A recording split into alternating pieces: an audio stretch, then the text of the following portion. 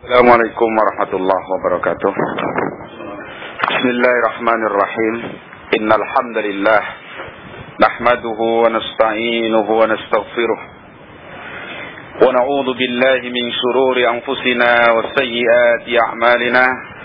May yahdihillahu fala mudilla lahu wa may yudlil fala hadiya lahu. Asyhadu an la ilaha illallah wahdahu la syarika lahu. وأشهد أن محمدا عبده ورسوله صلى الله عليه وعلى آله وسلم تسليما كثيرا يا أيها الذين آمنوا اتقوا الله حق تقاته ولا تموتن إلا وأنتم مسلمون يا أيها الناس اتقوا ربكم الذي خلقكم من نفس واحدة وخلق منها زوجها وبث منهما رجالا كثيرا ونساء واتقوا الله الذي تساءلون به والأرحام إن الله كان عليكم رقيبا يا أيها الذين آمنوا اتقوا الله وقولوا قولا سديدا يصلح لكم أعمالكم ويغفر لكم ذنوبكم ومن يطع الله ورسوله فقد فاز فوزا عظيما أما بعد فإن أصدق الحديث كتاب الله وخير الهدي هدي محمد صلى الله عليه وآله وسلم وشر الأمور محدثاتها وكل محدثة بدعة وكل بدعة ضلالة وكل ضلالة في النار. إخوان في الدين وأخوات في الله rahimani wa rahimakumullah. Pelajaran kita atau pembahasan kita tentang Asratus Sa'ah, tanda-tanda dekatnya Yaumul Qiyamah, yang terakhir kemarin sampai khurujud dabbah, jadi keluarnya binatang melata yang berbicara kepada manusia, menyatakan kepada mereka bahwasanya manusia ini sudah tidak lagi memperhatikan dan beriman terhadap ayat-ayat Allah Subhanahu wa ta'ala. Anna nasa kanu bi ayatina la yuqinun. Bahwasanya manusia itu tidak lagi yakin atau beriman terhadap ayat-ayat kami, kata Allah Subhanahu wa ta'ala. Akhwana fid din wa akhwat fillah rahimani wa rahimakumullah. Kemudian kita lanjutkan amaratus sa'ah yang belum kita bahas. InsyaAllah kita akan bahas pada kesempatan kali ini tulu'us syamsi min maghribiha, terbitnya matahari dari tempat terbenamnya. Itu tanda sangat dekatnya terjadinya yaumul qiyamah. Allah Subhanahu wa ta'ala menyatakan dalam Al-Quran surat Al-An'am ayat 158, hal yanzuruna illa an ta'tiyahumul malaikatu aw ya'tiya rabbuka aw ya'tiya ba'du ayati rabbika. Tidaklah mereka itu menunggu, menantikan, kecuali datangnya kepada mereka para malaikat, atau datang kepada mereka Rabb mereka. Di sini menetapkan sifat datang bagi siapa? Bagi Allah Subhanahu wa ta'ala. Dan datangnya Allah Subhanahu wa ta'ala tidak seperti datangnya makhluknya.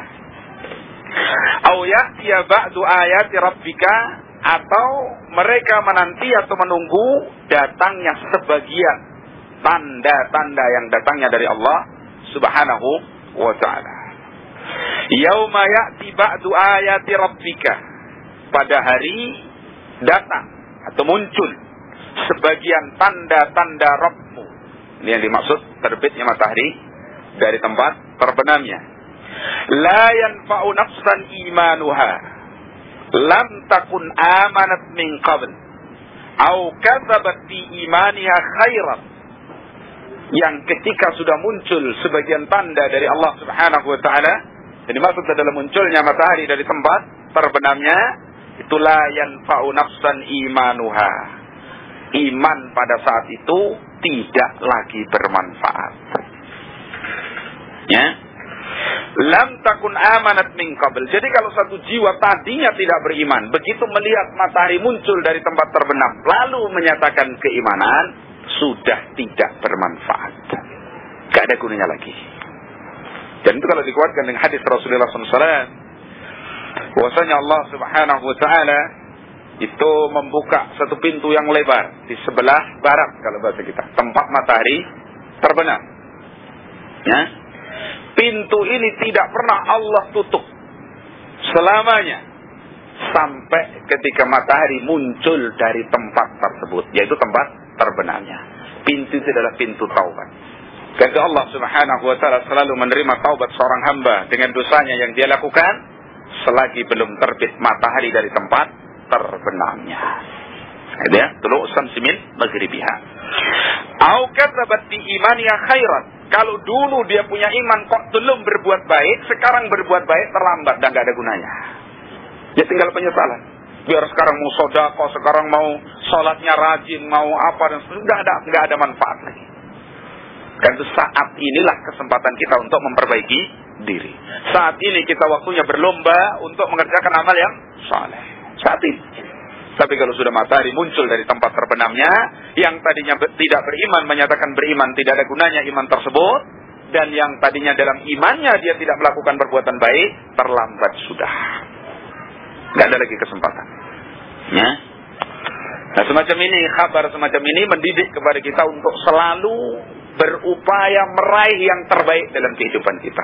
Coba kemarin Rasulullah SAW kan berpesan, ya, tentang ya ini munculnya matahari atau keluarnya dabbah. Kata Nabi SAW, ya, dalam hadis yang diriwayatkan oleh Muslim dalam sahihnya, badiru bil a'mal sittan. Segera kalian melakukan amal-amal kebajikan sebelum muncul 6 hal. Karena 6 hal ini memutuskan waktu itu tadi. Jadi Rasulullah SAW menyatakan, badiru bil a'mal sittan. Segeralah kalian beramal, sekali kalian berbuat, sekali kalian meraih kebaikan, berlomba dan seterusnya sebelum datangnya 6 hal. Kata Nabi yang pertama, tulu'us syamsi min maghribiha. Terbitnya matahari dari tempat terbenamnya. Yang kedua apa? Wad-dajjal. Dan munculnya apa? Dajjal, wadabah, dan keluarnya binatang yang kemarin sudah kita terangkan. Jadi intinya segera kita ini berbuat kebajikan sebelum datang saatnya yaumul qiyamah. Yang menjelang datangnya itu ditandai dengan berbagai macam kejadian, termasuk terbitnya matahari dari tempat terbenamnya. Ya. Dan kita tidak tahu kapan terjadi hari kiamat, tidak tahu. Dan Nabi saja kepada para sahabat berpesan bahwa badiru bil a'mal sittan. Segera kalian beramal sebelum datangnya 6 hal. Itu masa 14 abad atau 15 abad yang lampau. Rasulullah SAW telah berpesan kepada para sahabatnya. Ya. Nah, Akhwana fiddin wa akhwati fillah rahimani wa rahimakumullah. Imam Bukhari meriwayatkan dalam sahihnya, ya, dan juga Imam At-Tirmizi dan juga selainnya dari ahlul hadis, ya, dari sahabat yang mulia Abu Hurairah radhiyallahu anhu, qala Rasulullah SAW, la taqumu as-sa'atu hatta tatlu'a as-samsu min maghribiha. Tidak akan terjadi hari kiamat itu sampai terbitnya matahari dari tempat terbenamnya. Jelas. Dan itu nggak bisa ditakwil-takwil. Ada orang yang menakwil itu maksudnya bahwasanya nanti munculnya Islam itu berpindah dari barat. Kan begitu ya, ada yang menafsirkan seperti itu. Jadi makna matahari muncul dari tempat terbenamnya, dari maghrib, dari gharbi, dari barat. Kalau kita, itu isyarat dari Rasulullah SAW bahwa kebangkitan Islam itu muncul dari mana? Dari barat. Itu takwil. Karena kalau kita kembali kepada hadis yang sahih yang dibawakan oleh Imam Ibnu Katsir dalam tafsirnya, ketika menafsirkan perjalanan matahari, jadi matahari ini setelah terbit dari tempat terbenamnya, dari tempat terbitnya, kemudian berjalan, terbenam, itu sujud kepada Allah di bawah arsy. Itu wajib kita imani. Adapun bagaimana sujudnya, sedang itu matahari yang demikian besar, itu ilmunya di sisi Allah Subhanahu wa Ta'ala. Sujud di bawah arsy. Nah, dalam sujudnya di matahari mengatakan, ya Allah. Lalu saya bahasakan dengan bahasa kita, misalnya, ya Allah, saya enggan untuk keluar lagi. Dia sujud, meminta untuk tidak keluar.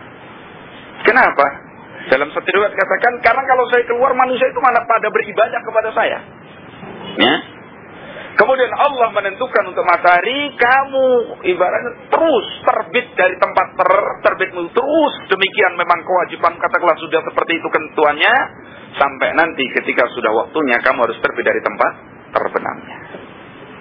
Yaitu tulu'us syamsi min maghribiha. Dari situ pun membantah pemahaman yang sekarang ini beredar. Bahwasanya matahari itu dikatakan sebagai pusat tata surya. Itu keliru. Ya. Jadi yang berputar mengitari bumi ini adalah matahari. Bukan bumi mengitari matahari. Kan terbalik teori itu ya. Nah, sebenarnya di dunia ini pernah terjadi dua teori. Justru teori yang pertama, saya lupa ini pencetusnya siapa, itu menyatakan bahwa bumi ini sebagai pusat tata surya. Sehingga matahari beredar mengelilingi. Sudah berabad-abad teori ini berjalan dan seterusnya. Muncullah teori berikutnya dengan dikesankan sebagai penelitian ilmiah bahwasanya mataharilah pusat tata surya. Sedang bumi beredar mengelilingi matahari. Sebagaimana yang sampai di meja kita hari ini di pelajaran-pelajaran. Kan begitu, pelajaran ilmu pengetahuan alam misalkan. Dikatakan bahwa matahari adalah pusat tata surya. Ada bumi, ada apa lagi, Mars, ada Venus, ada Saturnus, ada Pluto dan seterusnya. Itu khayalan orang-orang kufar. Ya. Soal pendapat itu dari mana berangkatnya? Kalau kita kembali kepada Al-Quran dan hadis Nabi seperti itu. Ya. Bahwasanya matahari lah yang berjalan dari tempat terbitnya terus berjalan sampai terbenam sujud di bawah arsy-Nya Allah SWT. Setiap seperti dilakukan setiap hari. Terbenam sujud di bawah arsy, terbenam sujud di bawah arsy. Sampai nanti diperintah oleh Allah Subhanahu wa taala terbit dari tempat terbenamnya. Bahkan kita seorang muslim katakanlah dengan beriman akan munculnya matahari dari tempat terbenamnya, itu tandanya bahwa matahari itu berjalan. Karena kalau matahari itu diem, ya nggak berubah tempat. Kalau matahari cuma diem begitu, itu nggak dikatakan terbit dan terbenam, dan tidak dikatakan muncul beralih tempat. Sekarang terbit dari timur, nanti akan terbit dari barat ketika menjelang yaumul kiamah. Itu menunjukkan bahwa matahari itu punya tempat berjalan. Itu harus kita imani. Ya. Nanti ada buku, itu buku tentang apa itu? Matahari mengelilingi bumi ya. Yang ditulis oleh Abu Yusuf insyaallah. Karena Abu Yusuf salah seorang pengajar di Ma'at Al-Furqan insyaallah. Bukunya mungkin sampai ke kita itu. Itu menerangkan tentang kebenaran mazhab yang sesuai dengan Al-Quran dan Sunnah, bahwasanya pusat tata surya adalah bumi, bukan matahari. Dan sebelum itu sudah ditulis pula oleh seorang pengajar dari Malaysia, kalau nggak Singapura, yang dulu orang pernah mengajar di suatu pesantren di Kertosono sana, Jawa Timur, kemudian ke Malaysia menulis buku. Pakai bahasa, diterjemahkan bahasanya pakai bahasa Malaysia. Ya. Kemudian sebelum itu pula, entah sebelum entah setelahnya, Syekh Ibn Baz rahimahullah ta'ala menulis pula buku yang menerangkan tentang bahwasanya pemahaman bumi mengelilingi matahari dan matahari itu diem sebagai pusat tata surya, itu adalah kesalahan fatal. Menyelisih dalil dari Al-Quran, dari As-Sunnah dan ijma' ulama, ijma' para sahabat pada saat itu. Nah, kemudian mungkin dari beberapa literatur tersebut dikumpulkan oleh akhuna untuk kemudian ditulis dalam buku tersebut. Silahkan dibaca begitu. Nah, insyaallah ya. Ya. Nabi SAW mengatakan, la taqumus sa'atu hatta tatlu as-samsu min maghribiha. Tidak akan terjadi hari kiamat sampai terbitnya matahari dari tempat terbenamnya. Idza ra'ahan nasu amana man 'alaiha. Coba ini. Ya. Idza ra'ahan nasu amana man 'alaiha. Apabila manusia sudah melihat matahari kok betul-betul terbit dari dari tempat terbenamnya, maka manusia semua akan beriman pada saat itu. Menyatakan apa? Imannya. Tapi apa kata Nabi SAW? Fadzaka hina la yanfa'u nafsan imanuha. Pada saat itu cuma tidak ada lagi manfaatnya pernyataan iman bagi suatu jiwa. Ya, lam takun amanat min qabl, yang sebelumnya tidak mau beriman. Ya, nah, jadi hal-hal semacam ini wajib kita jadikan akidah. Kita yakini tanpa keraguan-raguan bahwa hal itu akan terjadi. Yang kedua, kita meyakini akan adanya Allah. Ya, hal itu menunjukkan akan adanya Allah. Bahkan tanda-tanda hari kiamat kecil yang sudah berlalu di tengah-tengah kita, bahkan masih berjalan hari ini, itu menunjukkan akan adanya Allah Subhanahu wa ta'ala. Karena ketika Allah menyatakan demikian, memberikan wahyu kepada nabinya, terwujud kejadian itu. Nabi mengatakan di antara dekatnya tanda hari kiamat adalah kasratul haraj. Banyak sekali terjadi pembunuhan. Hari ini Masya Allah. Pada dekatnya hari kiamat sudah dihalalkan khamar, zina, ya, sutra dan seterusnya, musik. Lihat sekarang Masya Allah. Berdakwah saja pakai musik, itu ada nada dan dakwah. Hilang dakwahnya, tinggal nadanya saja, nyanyi singkrak-singkrak.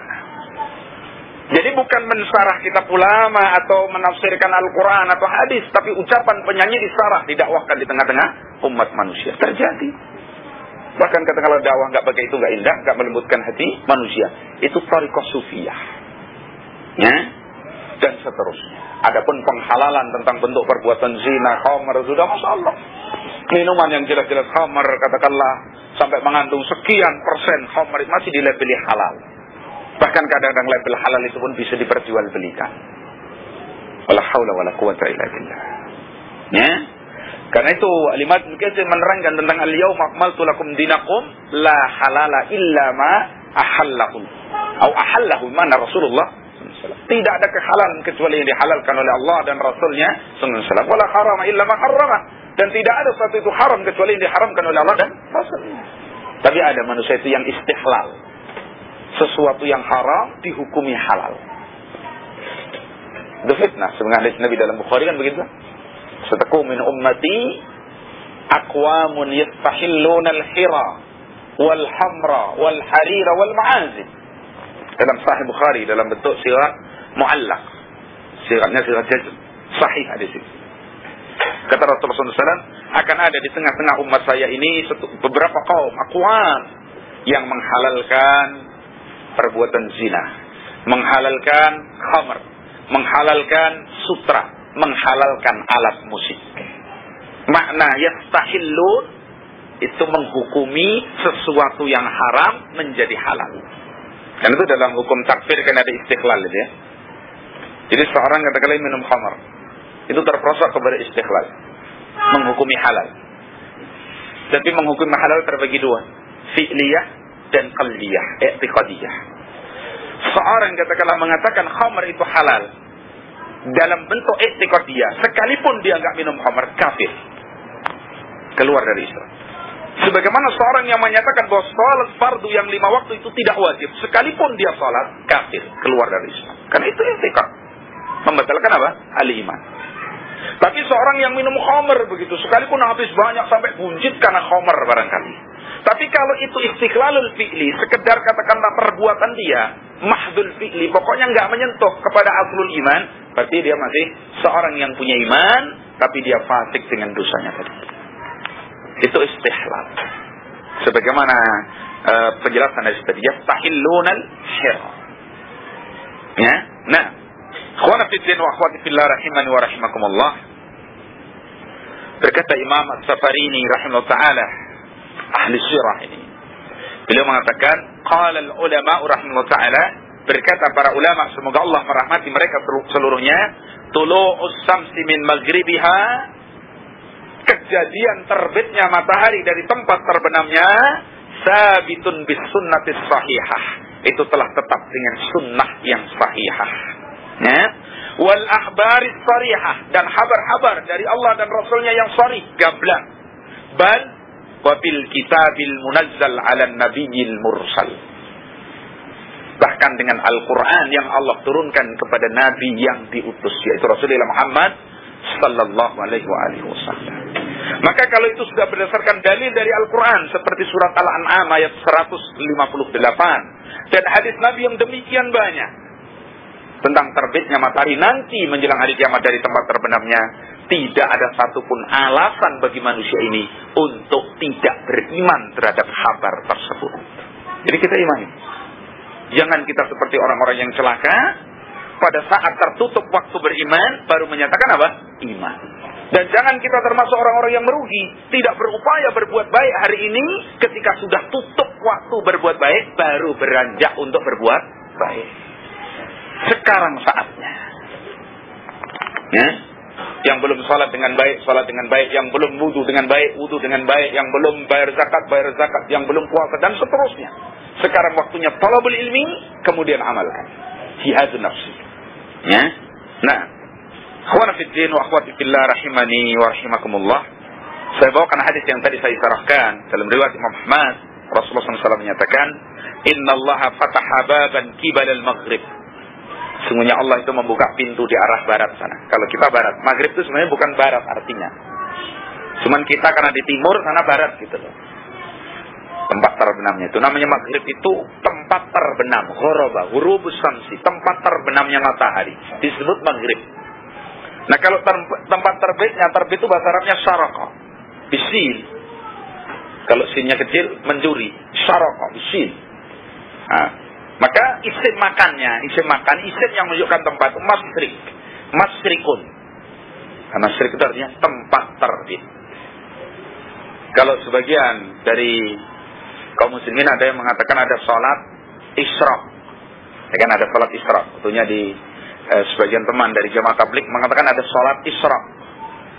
Sholat isyraq itu dari tadi syaraqa, terbit. Isyraq itu sholat ketika terbit matahari gitu loh. Setelah terbit matahari itu ada sholat itu, tapi penamaan sholat isyraq dan tidak itu Allah tidak warid dari sunnah. Dan jelas barang siapa yang sholat 2 rakaat kan gitu ya. Kalau hadis dalam Tirmidzi, dalam sunannya, wal hadis hasan insyaallah taala, barang siapa yang berzikir di masjid setelah sholat subuh, tetap tinggal di tempat sholatnya berzikir sampai terbitnya matahari. Setelah terbit matahari dia sholat 2 rakaat, nafilah sunnah bagi dia, maka pahalanya seperti umroh. Tamah. Diulangi nanti 3 kali. Sempurna betul seperti umroh, sempurna. Karena itu kebiasaan Nabi SAW, kalau sholat subuh beliau tetap di musallanya, tempat sholat beliau ini, kemudian berzikir, lalu melakukan apa yang beliau sabdakan tadi. Ya. Nah, Innallaha fataha baban qibal al-maghrib. Sesungguhnya Allah membuka pintu di arah terbenamnya matahari sana, maghrib. Ya. Arduhu sab'una, au qala arba'una aman lit-taubah. Yang luasnya itu seluas 70. Dalam lewat yang lain 40 tahun untuk taubat. Jadi entah 40 tahun apa, mungkin 40 tahun perjalanan, menunjukkan luasnya. Jadi jangan dihitung 40 tahun betul. Orang Arab itu biasanya pakai itu tanda itu. Ya, seperti Nabi SAW itu kalau sahur dengan salat subuh itu kira-kira 50 ayat. Itu bukan dihitung 50 betul. Itu maknanya sebentarnya gitu. Sangat sebentar. Jadi seukuran anak unta kemana sudah terasa hangatnya sinar matahari, itulah waktu duha misalkan. Ya. Saya ini terdengar adzan maghrib kata sebagian sahabat. Lalu saya ini katakanlah datang memberi makan kepada unta saya, kemudian saya ke masjid salat bersama Nabi, saya masih menjumpai takbiratul ihram, saya masih menjumpai rakaat yang pertama, saya masih menjumpai Fatihah dan seterusnya dari riwayat-riwayat yang lain. Nah, seukuran itu. Nah, jadi Allah membuka pintu di sebelah maghrib sana yang luasnya itu 70 atau 40 tahun untuk taubat. Artinya seolah-olah nggak pernah tertutup, dibuka betul. Ya. Summa yughlaqu, kemudian ditutuplah pintu itu. Berarti makna saya katakan lama tadi seperti itu. Tahun tadi lama artinya. Tidak akan ditutup oleh Allah. Ya. Summa yughlaq, summa la yughlaqu, kemudian tidak akan ditutup oleh Allah sementara pintu tadi hatta tatlu as-samsu min maghribiha, sampai terbitnya matahari dari tempat terbenamnya tadi. Berarti kalau sudah terbit tutup. Berarti enggak ada lagi apa? Taubat. Hari ini bertaubat. Karena besok barangkali kita mati. Itu jangan menunda-nunda taubat. Kalau bisa hari ini, kenapa harus besok? Setiap hari kita ini berdosa kepada Allah Subhanahu wa taala. Ya kan? Dalam hadis qudsi kan begitu. Wahai hambaku, kamu itu melakukan dosa kepadaku setiap siang dan malam. Sedang kamu tahu bahwa aku ini Maha mengampuni dosa. Karena itu mintalah ampun kepadaku, aku akan ampuni. Itu janji Allah seperti ini. Sebelum waktu terlambat untuk minta ampun. Taubat kepada Allah Subhanahu wa taala. Dan Allah wasiatkan dalam banyak sekali ayat. Ya ayyuhalladzina amanu tubu ilallah taubatan nasuh. Bertaubat kepada Allah. Ya. Nah, ikhwana fid din wa akhwati fillah rahimani wa rahimakumullah. Jadi faidah yang kita ambil dari pelajaran ini, pertama dari ayat Allah surah Al-An'am ayat 158, ketika Allah menyatakan yauma ya'ti ba'du ayati rabbika la yanfa'u nafsan imanuha lam takun amanat min qabl aw kasabat fi imaniha khairan.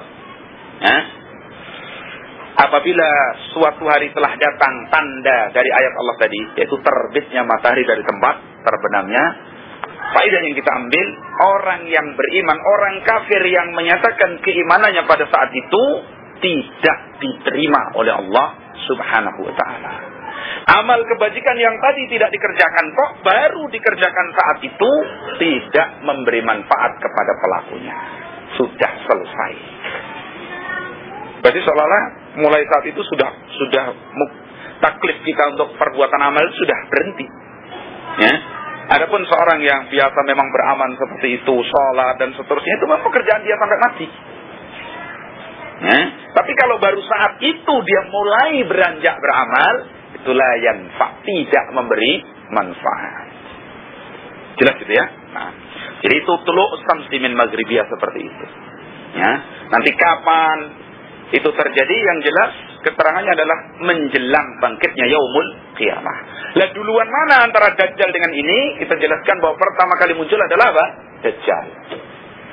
Setelah muncul Dajjal, sebelumnya kemudian muncullah Imam Mahdi. Imam Mahdi yaitu namanya Muhammad bin Abdullah, Amirul Mukminin atau Khalifah kaum muslimin terakhir, yang keturunan Rasulullah SAW dari Hasan bin Ali radhiyallahu anhuma, yang nama dan nasabnya persis dengan Rasulullah SAW. Bahkan wajahnya sangat persis dengan Rasulullah SAW. Dan itu harus kita imani. Ya? Dan itu bukan Al-Mahdi yang dimaksud oleh Syiah Ar-Rafidah. Dan bukan Ratu Adil sebagaimana gambaran orang-orang. Bukan. Tapi itu betul-betul adalah nasab keturunan Rasulullah SAW yang Allah takdirkan sebagai manusia terbaik di akhir zaman. Kemudian nanti akan memimpin kaum muslimin di dalam menjalani kehidupan dan menghadapi fitnah-fitnah yang ada pada saat itu. Ya. Kemudian yang setelah itu turunlah Nabiullah Isa ibn Maryam. Turun. Yang Allah turunkan Isa bin Maryam ini untuk memerangi dan membunuh siapa? Dajjal. Turun dah. Terus kemudian dua hal yang datang berkaitan, yaitu munculnya binatang dari binatang melata dari bumi ini, dan juga munculnya matahari dari tempat terbenamnya. Kemudian ikhwan fillah rahimani wa rahimakumullah, tanda selanjutnya yang perlu kita bahas adalah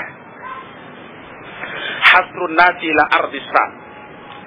Jadi dikumpulkannya manusia di seluruhnya nanti ke negeri Syam, di Palestina sana.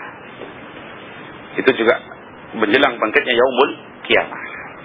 Dijelaskan oleh Syekh Shalih Fauzan di sini, qala al-Imam Ibnu Katsir rahimahullah taala fi nihayah, berkata Imam Ibnu Katsir rahimahullah taala di dalam kitab beliau An-Nihayah, sabata fi sahihain min hadis Wahb an Abdullah bin Tawus an abihi an Abi Hurairah radhiyallahu an qala Rasulullah sallallahu alaihi wa alihi wasallam, Rasulullah SAW bersabda, yuksarun nasu ala salati tara'iqa, manusia itu nanti akan dikumpulkan dalam 3 kelompok nanti menjelang yaumul qiyamah. Jadi manusia itu akan dikumpulkan menjadi 3 jalan, 3 kelompok, 3 cara, ya. Rahibina wa rahibina. Jadi pertama itu golongan orang-orang yang memang bersemangat berjalan menuju tempat berkumpul dari mahsyar, yaitu di daerah apa? Sana. Rahibin wa rahibin. Jadi seorang yang senang dan seorang yang terpaksa berangkat. Dijelaskan oleh Rasulullah SAW, wasnani ala ba'irin. Karena langkahnya kendaraan pada saat itu, 2 orang menaiki seekor unta. Kadang gantian, kadang jalan, kadang naik, kadang gantian, satu naik, satu turun, dan seterusnya. 2 orang di atas 1 unta. Dan itu harus kita imani loh ya. Itu terjadi nanti di akhir zaman. Ya, nas dari Nabi sallallahu alaihi wasallam dalam hadis sahih Muslim dan sahih Bukhari. Ya. Kemudian wasalasatun ala ba'ir, 3 orang menaiki 1 unta. Karena sedikit sekali, yaitu kendaraan. 3 orang naik 1 unta. Ini kadang jalan kaki, yang satu di atas, gantian begitu. Ya. Nah, wa arba'atun ala ba'ir, 4 orang 1 unta. Ini kemana menujunya? Ke Makkah, di daerah Syam. Nanti semua manusia berkumpul di sana, seluruh bumi ini kumpul sana, ke daerah Syam. Itu tanda dekatnya yaumul kiamah. Wa asaratun ala ba'irin, dan 10 orang atas 1 unta. Puluhan orang dengan 1 kendaraan berjalan menuju ke Syam, ke Palestina, dikumpulkan oleh Allah di sana. Ya, nanti yang menggiring kita akan jelaskan yang menggiring. Jadi ada yang berjalan sendiri-sendiri. Ya sudah berjalan memang menuju. Ya, kalau menghendaki mudah, manusia kalau dikendaki sana ke sana semua. Terpaksa atau senang hati jalan sana. Kemudian apa? Wa tahsuru baqiyatahum an-naru. Sisanya ini itu akan dikumpulkan oleh api, digiring oleh api. Api yang besar ini. Itu bukan mustahil ya, terjadi. Sebagaimana terbitnya matahari dari tempat terbenam, sebagaimana munculnya binatang yang bisa bicara dengan manusia, sebagaimana turunnya Isa ibn Maryam, sebagaimana munculnya apa? Dajjal. Semua itu memang keanehan. Tetapi itu semua wajib kita imani dengan kabar yang datang dari Allah dan Rasulnya. Terjadi seperti itu. Ya. Wa tahsuru baqiyatahum an-nar, yang sisanya yang tadi enggak naik kendaraan tadi itu akan dikumpulkan oleh api, digiring oleh api. Dikumpulkan kemana? Ke Syam. Ya. Takilu ma'ahum haitsu qalu. Nah, api ini beristirahat bersama manusia dimanapun mereka beristirahat. Pokoknya manusia di mana saja api ini akan ada bersamanya. Takilu, qailulah itu. Jadi mana manusia itu istirahat qailulah, di situ api itu menyertainya. Untuk digiring dia terus ke arah mana? Ke arah Syam. Ya. Wa tabitu ma'ahum haitsu batu. Dimanapun manusia bermalam, di situ api itu ikut bermalam. Kan aneh, mustahil itu ya, menurut akal kita. Tapi itu nggak mustahil menurut Allah dan Rasulnya. Karena itu kita wajib mengimani bahwa itu tidak mustahil. Gitu? Sebagaimana kita beriman kepada Allah akan kesempurnaan kemampuan Allah menciptakan Adam dari tanah menjadi manusia seperti kita ini. Yang dijelaskan bahwa Adam itu tingginya 60 dirak. Nah, 1 dirak itu belum diraknya siapa? Kalau dirak kita sini, kalau diraknya Adam kita nggak ngerti. 60 dirak. Sehingga Allah menjadikan nanti ahlil jannah itu surahnya akan dibentuk seperti Adam seluruhnya. Dan Nabi SAW mengatakan, khalaqallahu Adam ala suratihi. Allah itu menciptakan Adam dalam bentuk surahnya, bentuknya dengan bentuk Allah Subhanahu wa taala. Bukan berarti dulu sudah dijelaskan itu ya. Ini sebagaimana hadis Nabi SAW bahwa ahlul jannah itu nanti masuk surga, yadkhulunal jannah ala suratil qamar lailatal badr. Jadi penduduk surga itu suatu saat nanti ketika masuk surga akan masuk ke dalam surga dalam bentuk seperti bulan purnama. Itu menunjukkan keindahan. Dan itu bukan takwil. Karena kalau kita seperti bulan betul, berarti nggak ada hidungnya, nggak ada mulutnya, buntet begitu ya, nggak mungkin. Penggambaran Lailatul Badr itu menunjukkan indahnya wajah kaum muslimin yang masuk surga pada saat itu. Demikian juga hadis Nabi SAW, bahwasanya Allah menciptakan Adam dalam bentuk Allah, artinya indah betul Adam itu. Dan kalau ditanya ganteng mana Adam dengan Yusuf, masing-masing bisa berdalil. Tapi kalau kembali kepada asal, ganteng Adam. Adam itu ala surati rahman. Sedang Yusuf itu baru keturunan Adam. Sekalipun itu nggak perlu kita polemikkan masalah ganteng dan tidak ganteng, itu kan nggak penting. Yang penting bagaimana kita beribadah kepada Allah. Nah, ya. Tapi itu ma'ahum haitsu batu. Jadi api ini akan bermalam bersama manusia ini dimanapun mereka bermalam. Wa tusbiku ma'ahum haitsu asbahu, dan bersubuh di mana manusia itu bersubuh. Wa tumsi ma'ahum haitsu amsau. Sore manusia di situ, ya api itu di situ terus nunggui sambil menggiring manusia ke arah mana? Syam. Itu hari seluruh manusia di muka bumi ini Allah kumpulkan di mahsyar di dunia ini, yaitu di Syam. Karena itu ikhwan fillah rahimani wa rahimakumullah, dijelaskan oleh para ulama kita bahwasanya pengumpulan itu ada 4 kali. Manusia itu dikumpulkan 4 kali. 2 kali di dunia, 2 kali di yaumul qiyamah. Di dunia yang pertama dalam umat ini sebagaimana yang disebutkan dalam surat Al-Hasr. Walladzi akhrajal ladzina kafaru min ahlil kitabi min diyarihim li awwalil hasr. Yang dimaksud dalam ayat ini adalah Yahudi Bani Nadir. Yahudi Bani Nadir. Ketika pada masa Rasulullah SAW, mereka dikeluarkan dari kota Madinah, diusir dari kota Madinah, dikumpulkan di daerah Khaybar. Terus di situ, nggak kemana-mana. Sampai pada masa Umar bin Khattab. Ketika Umar bin Khattab menjadi Amirul Mukminin, kumpulkan lagi Yahudi ini, diarahkan ke daerah Syam. Jadi secara total besar-besaran lagi, dikumpulkan mereka ke daerah Syam. Syam itu mana? Palestina ya? Di daerah Palestina. Itu tempat berkumpul pertama kali pada masa Rasul dan para sahabatnya. Yahudi Bani Nadir. Jadi pertama dikumpulkan Nabi SAW, dikeluarkan dari kota Madinah. Itu loh dengan fadilah Allah yang berikan kepada kaum muslimin. Walladzi akhrajal ladzina kafaru min ahlil kitab. Yang dimaksud Yahudi Bani Nadir. Ya kan? Min diyarihim, yaitu dari Madinah itu dan sekitarnya. Ya. Li awwalil hasr, pada pertama kali dikumpulkannya mereka. Yaitu dikumpulkan, diletakkan di daerah Khaybar.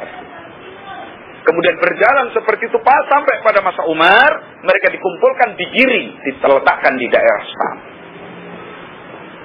Itu pengumpulan yang pertama. Sudah berlalu. Wal hasru tsani fi dunya, pengumpulan kedua di dunia yaitu ini. Ketika menjelang bangkitnya yaumul qiyamah, dikumpulkan manusia kesam pula. Ada yang berangkat sendiri-sendiri, ada yang digiring pakai api, kumpul di daerah Syam. Itu mahsyar fid dunya. Itu kalau di dunia dengan dalil yang tadi sudah disebutkan. Ya. Kemudian pengumpulan di yaumul qiyamah yang pertama di mahsyar. Ya, setelah dibangkitkan dari kubur itu, yaumul ba'ats. Ya. Jadi ketika ditiup sangkakala atau trompet yang kedua kali dengan perintah Allah, bangkitlah manusia ini dari tempat kuburnya masing-masing. Lalu dikumpulkan di mahsyar mereka, di urasatil qiyamah, di padang yang ada di hari kiamat sana. Urasat itu padang yang luas, dan itu dari masa Adam sampai yaumul qiyamah dikumpulkan di situ. Kalau kita melihat tentang hadis Syafatul Uzma, insyaallah kita paham di situ. Manusia menunggu, bahkan matahari didekatkan, ya dah? Sehingga dekat, manusia kepanasan. Ada yang sampai banjir keringat, kata Nabi SAW, ada yang keringatnya sampai ke mata kakinya, ada yang keringatnya sampai ke lututnya, ada yang keringatnya sampai ke pusarnya, ada yang keringatnya sampai mendekati dagunya. Masing-masing sesuai dengan amalnya masing-masing. Kemudian manusia dibangkitkan dalam keadaan apa? Ghurran. Dalam keadaan telanjang, tidak beralas kaki, belum berkhitan. Sebenarnya dalam hadis Aisyah. Itu pengumpulan pertama di yaumul qiyamah. Kalau di dunia tadi, pertama Yahudi Bani Nadir dikumpulkan ke Khaybar, lalu dari Khaybar dikirim ke mana? Ke Syam pada masa pemerintahan Amirul Mukminin Umar bin Khattab. Ya. Kemudian yang kedua ini tadi, menjelang bangkitnya yaumul qiyamah, manusia dikumpulkan. Ada yang berjalan sendiri berkendaraan, kadang jalan kaki, ada yang digiring oleh api. Dan itu tanda mendekati bangkitnya yaumul qiyamah, munculnya api yang menggiring manusia ke tempat mahsyar mereka, yaitu di Syam tadi. Ada nanti api itu muncul dari dalam bumi, terus mengikuti manusia kemanapun dia berada. Ya tadi dijelaskan Nabi SAW. Istirahat di mana, api itu di situ. Bermalam ya di situ api. Pagi di situ bersama api. Sore bersama api. Digiring terus sampai berkumpul di daerah Syam. Itu yang di dunia. Yang di yaumul qiyamah ketika itu, yaumul ba'ats, hari kebangkitan. Yang kedua, dikumpulkan manusia untuk ditentukan mana surga dan mana neraka. Yang ahli surga dikumpulkan masuk ke dalam surga, yang ahli neraka dikumpulkan masuk ke dalam neraka. Habis itu sudah. Setelah seperti itu, dipanggil oleh Allah SWT al-maut, diwujudkan dalam bentuk kibah. Ya, seekor kambing yang putih, kemudian disembelih al-maut tadi di antara surga dan neraka. Lalu diterangkan, disampaikan kepada ahli jannah, ya ahlul jannah khuludun wala maut. Wahai ahli surga, kekal, tidak ada lagi kematian. Wa ya ahlan nar khuludun wala maut. Wahai ahli neraka, kekal dan tidak ada lagi kematian. Karena kematian sudah disembelih. Hilang, hidup semua. Semua itu kabar dari Rasulullah SAW, wajib kita imani. Loh bagaimana kematian wujudnya seekor kambing lah? Kalau Nabi mengabarkan seperti itu, Mudah bagi Allah Subhanahu wa taala. Nah ini. Sebagaimana siksaan di neraka yang gigi geraham, orang ahli neraka itu sampai digambarkan oleh Nabi SAW, satu giginya sebesar bukit Uhud misalkan. Itu wajib kita imani. Kalau Allah ingin merasakan azab kepada mereka, mungkin wajib kita imani. Ada Nabi SAW menghabarkan seorang yang besar, gemuk, Masya Allah besarnya, tapi begitu ditimbangan, itu tidak lebih berat daripada sebelah sayap lalat. Bahkan Nabi ketika menjelaskan tentang kisah orang ini, Nabi mengatakan, wala nuqimu lahum yauma idzin wazna. Hari itu tidak bisa ditegakkan untuk mereka apa? Timbangan. Ditimbang nggak ada nilainya untuk apa lagi. Tapi ya ditimbang sebagai wujud bahwasanya amal ibadah seseorang itu menentukan berat dan tidak beratnya timbangan. Semua itu wajib kita imani. Karena khabar dari Rasulullah sallallahu alaihi wasallam. Nah, ikhwan fillah rahimani wa rahimakumullah.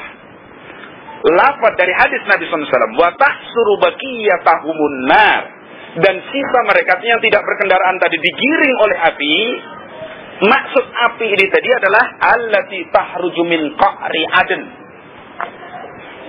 Tempat keluarnya jelaskan hadis Nabi bahwa api nanti ini akan keluar dari qa'ri adn, satu lubang di daerah Aden. Dijelaskan di sana ada Adnu Abyan. Daerah ini Aden Abyan, daerah Yaman.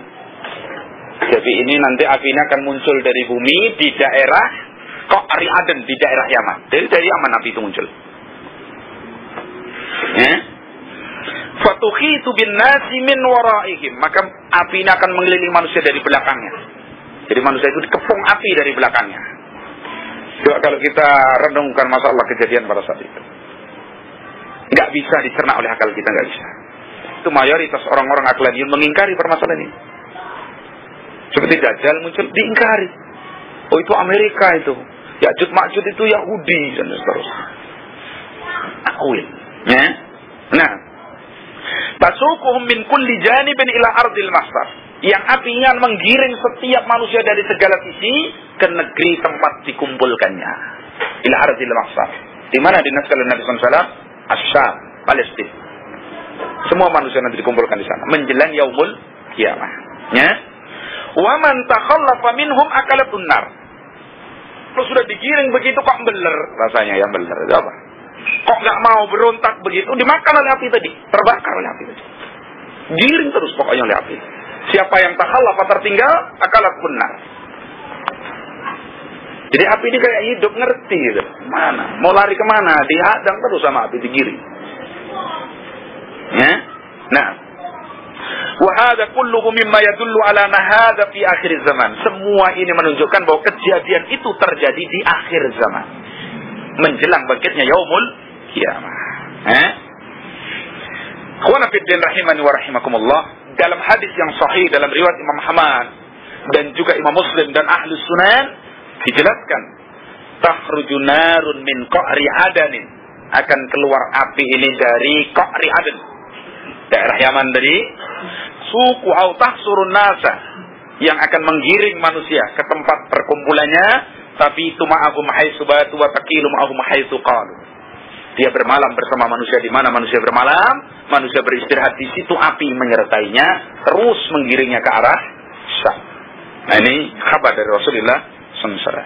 Dalam hadis yang lain dari Abdullah ibn Umar radhiyallahu anhu qala Rasulullah sallallahu alaihi wasallam, satahruju narun bin Hadramaut, akan keluar api dari daerah Hadramaut. Hadramaut itu Yaman. Hadramaut Yaman. Kalau sekarang masih ada itu kota Hadramaut, salah satu kota di daerah Yaman. Ya. Banyak dari saudara-saudara kita yang di Indonesia ini yang kalau Arabi itu, kalau dari Yaman banyaknya dari Hadramaut. Biasanya berkulit hitam, rambutnya keribu. Tapi saya nggak bilang seperti Dajjal, bukan ya. Rambutnya keriting ikal. Dan memang kebanyakan orang Arab seperti itu. Ya, jarang-jarang orang Arab itu rambutnya lurus. Bukan berarti nggak ada. Dan hampir nggak ada orang Jepang, Cina itu rambutnya keriting, barangkali begitu ya. Wallahu alam. Tapi itu kan ghalibnya aja, mungkin dari keturunan. Ya, di Yaman, Hadramaut. Au min nahwi bahri Hadramaut, atau dari arah lautan Hadramaut. Kabar dari Nabi, pastinya di mana? Yang jelas daerahnya di situ. Wajib kita imani. Sekarang barangkali orang Yaman ya, ada yang menyadari hal itu, ada yang tidak. Dari sana nanti keluar api itu yang akan mengitari seluruh bumi ini, menggiring manusia ke arah mana? Syam. Ini yang saya bacakan hadis Nabi itu ya. Jadi masukkan diri sebagai satu keimanan. Enggak usah ragu-ragu, masa iya terjadi. Itu kalau kita pikir dengan otak kita. Tapi itu nafs dari Rasulullah sallallahu alaihi wasallam. Qabla yaumil qiyamah, sebelum terjadinya yaumul qiyamah. Nah, kalimat qabla yaumil qiyamah itu menghentikan polemik di kalangan para ahli sejarah, atau mungkin para ulama, atau mungkin yang lainnya dari kalangan manusia. Apakah terjadinya ini setelah yaumul qiyamah atau sebelum? Nafs dari Nabi SAW mengatakan qabla yaumil qiyamah, berarti menjelang yaumul qiyamah. Adapun pengumpulan antara yang di dunia dan di akhirat tadi sudah dijelaskan, ada 4 pengumpulan. Jadi kalau di dunia saat ini, itu yang kedua. Yang pertama sudah terjadi pada masa Rasulullah dan pada masa siapa? Umar bin Khattab. Adapun di yaumul qiyamah, pertama ketika yaumul ba'ats, yang kedua ketika ahli surga ke surga, ahli neraka ke neraka. Nah, tahsurun nasa, yang api ini akan mengumpulkan manusia. Qalu ya Rasulullah fama ta'muruna. Para sahabat pertama bertanya, ya Rasulullah, apa yang engkau perintahkan kepada kami? Qala alaikum bisam, wajib kalian untuk berpegang dengan daerah Syam. Dan ini dibawakan ulama pula tentang fadilah daerah Syam. Jadi kalau iman itu sudah nggak ada di Yaman, nggak ada di Syam, itu sudah waktunya datangnya yaumul qiyamah. Artinya kalau tempat-tempat yang langsung ada nas bahwa disitulah sumber keimanan seperti Madinah dan seterusnya, itu kok sudah tergoyahkan begitu, rusak, maka di tempat yang lain tentu lebih utama untuk rusak. Itu ada daerah-daerah yang disebutkan fadilahnya dalam nas, seperti Makkah, Madinah, Yaman, Syam, dan seterusnya. Kan itu nggak boleh kita itu meyakini adanya fadilah di satu tempat kecuali ada dalil dari Al-Quran ataupun Sunnah Rasulullah SAW. Ada sebagian kita yang meyakini bahwasanya Pakistan, Bangladesh, dan India itu tempat yang afdal, sehingga lebih diutamakan ke sana daripada Hajjul Bait, naik haji. Terjadi itu? Maklum 4 bulan 10 hari ke sana. Qurut fisabilillah. Belum haji, biaya sendiri. Kalau untuk haji cukup, tapi haji nomor sekian. Rukun pertama dalam jamaah atau kelompok mereka, kalau sudah sampai kepada tingkatan mujahadah, menemui amirnya dan berbaiat, itu ke daerah itu. India, Bangladesh, Pakistan. Qurut fisabilillah. Padahal Allah menyatakan walillahi 'alan nasi hijjul baiti man istata'a ilaihi sabila. Dan bagi manusia itu ada kewajiban untuk Allah Subhanahu wa taala, yaitu apa? Berhaji ke Baitullah. Yang rukun Islam dikesampingkan, yang sama sekali enggak ada dalil. Mana ada dalil dari Nabi tentang fadilah daerah India? Mana? Musan itu pusat penyembahan kepada berhala. Yaitu agama wasannya itu dari mana sih? Yang masuk ke Indonesia ini? Dari sana. Mana fadilah dalil yang menunjukkan tentang istimewanya daerah Pakistan atau Bangladesh? Gak ada. Itu daerah-daerah fitnah. Sama dengan Indonesia ini, gak ada fadilahnya. Bukan berarti kita harus berontak loh ya. Satu tempat itu berfadilah secara umum, kalau tidak ada dalil khusus, dengan nasrul ilmi, disebarkan ilmu. Kata Syekh Sa'di ketika menafsirkan ja'al haq wa zahaqal batil innal batila kana zahuqa. Datang kebenaran dan akan lenyap kebatilan, karena kebatilan sifatnya akan lenyap sementara saja. Kata beliau, yang dimaksud dengan al-haq al-ilmu, yang dimaksud dengan al-batil al-jahl, yang membuahkan kerusakan. Apabila di suatu komunitas manusia atau tempat di situ tersebar ilmu syar'i, maka akan sedikit bentuk penyimpangan kepada syariat. Keberkahan akan muncul. Nah, di mana satu daerah itu sepi dari ilmu, adanya kebodohan, maka kerusakan menempat di daerah tersebut. Sebagaimana kita saksikan. Coba katakanlah kita punya satu desa, satu tempat yang di situ ada dai Allah menyebarkan ilmu, dakwah di situ hidup dan seterusnya. Keadaan masyarakatnya jauh lebih baik daripada daerah yang di situ disebarkan kebodohan, dari kebid'ahan, kesyirikan, maksiat dan seterusnya. Masya Allah. Itu secara umum. Adapun dalil khusus tempat-tempat tersebut, itu merupakan tempat-tempat yang diberi fadilah oleh Allah Subhanahu wa ta'ala.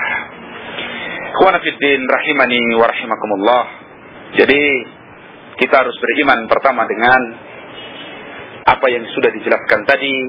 Allah akan mengeluarkan api dari daerah Yaman tadi di akhir zaman, yang itu akan mengumpulkan manusia di seluruhnya ke daerah mahsyar terakhir mereka di dunia, yaitu daerah tempat berkumpul terakhir mereka di dunia, yaitu di daerah Syam. Ya, ada yang berjalan ke sana dengan berkendaraan, ada yang berjalan kaki, ada yang berebut kendaraan, ada yang digiring oleh api, dipaksa oleh api tadi untuk berkumpul di daerah Syam. Ya, dengan nas-nas yang sudah jelas tadi, maka wajib kita beriman dengan adanya itu. Ya, ikhwana fiddin rahimani wa rahimakumullah. Dengan apa yang kita pelajari ini, kita mengambil faedah yang demikian banyak. Pertama, hendaklah kita meningkatkan keimanan kita kepada Allah Subhanahu wa taala, bahwa Allah Subhanahu wa taala itu ada mengawasi kita, dan Allah sempurna pengaturannya. Apa yang Allah kehendaki terjadi, tidak mungkin ada manusia yang bisa menolaknya. Maka tidak ada alasan bagi manusia ini kecuali harus tunduk beriman kepada Allah. Kita yang hidup saat ini sudah memahami berapa banyak kejadian yang Allah kabarkan sudah terjadi dan kita melihatnya. Bahkan kematian yang ada, yang dalil dari Al-Quran dan Sunnah demikian banyak, setiap saat bisa kita lihat. Itu menunjukkan bahwa Allah itu ada. Ya? Dan juga ketika kita ini berdoa kepada Allah lalu terwujud jawaban dari doa tadi, itu menunjukkan bahwa Allah itu ada. Adanya hujan, adanya kemarau dan seterusnya, menunjukkan Allah itu ada. Belum lagi nanti munculnya tanda-tanda yang Allah kabarkan. Itu wajib kita imani akan adanya Allah Subhanahu wa ta'ala. Yang kedua, sebagai satu bentuk kesempurnaan, yang sempurna ini wajib. Kalau kesempurnaan ini tidak diambil akan mengeluarkan pelakunya dari Islam menjadi kufrul akbar.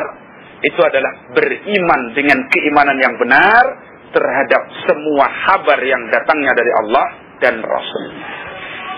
Itu setiap muslim menghadapi kabar yang datang dari Allah Subhanahu wa taala, yusaddiqun wa la yukadzibun wa la yartabun. Setiap muslim menghadapi kabar dari Allah Subhanahu wa taala, hendaklah mereka membenarkan kabar tadi, tidak mendustakannya, tidak pula ragu-ragu. Tidak boleh ragu-ragu. Ada manusia kadang mikir, kadang setan itu menggoda kita. Apa ada benar ya surga itu? Nanti saya sudah kadang capek-capek begini, kayaknya kok enggak. Nah ini ragu ini namanya. Nah kadang-kadang kita belajar lah, orang itu mati ya sudah mati begitu saja. Kayaknya nggak ada apa-apa dan seterusnya. Itu kadang-kadang godaan setan. Sampai pernah kan dalam hadis dikabarkan oleh Nabi SAW bahwa setan itu akan masuk ke dalam benak kita, lalu mengatakan, siapa yang menciptakan kamu? Allah. Siapa yang menciptakan langit dan bumi? Allah. Lalu kalau begitu siapa yang menciptakan Allah? Setan itu akan bertanya seperti itu kepada kita, kepada iman kita. Maka petunjuk Rasulullah SAW, qul amantu billah wasta'id minhu. Ucapkan aku beriman kepada Allah, lalu minta perlindungan kepada Allah dari setan tadi. Ketika muncul dalam benak kita keraguan seperti itu, yakin. Ya, semustahil apapun kabar dari Rasulullah SAW wajib kita imani. Ya, dan banyak sekali kabar yang sudah disampaikan oleh Nabi SAW. Kalau kita melihat kabar yang telah berlalu ketika orang-orang musyrikin menuntut kepada Nabi, karena ini sudah sudah udur terakhir katakanlah, sampai seperti itu. Mereka datang kepada Nabi mau betul-betul menguji Rasulullah SAW.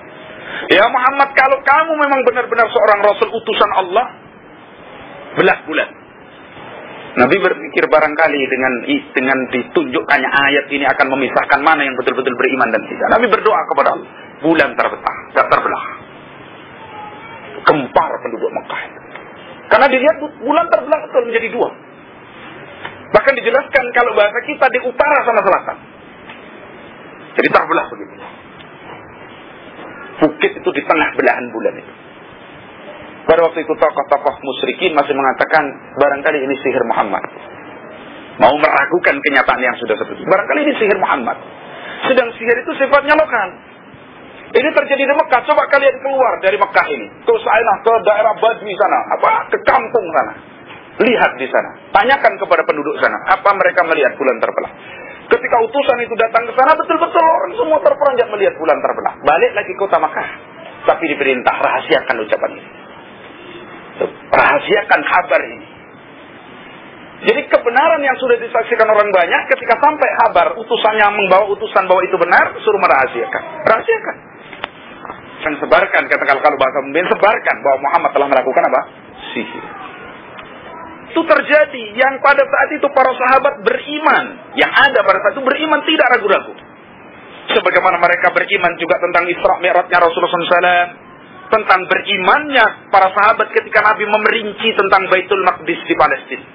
Ketika datang orang-orang musyrikin setelah bertanya kepada Yahudi, suruh dia sifati, kalau dia mengatakan sudah ke Palestina, sholat di Baitul Maqdis, suruh dia menerangkan tentang bentuk Baitul Maqdis itu.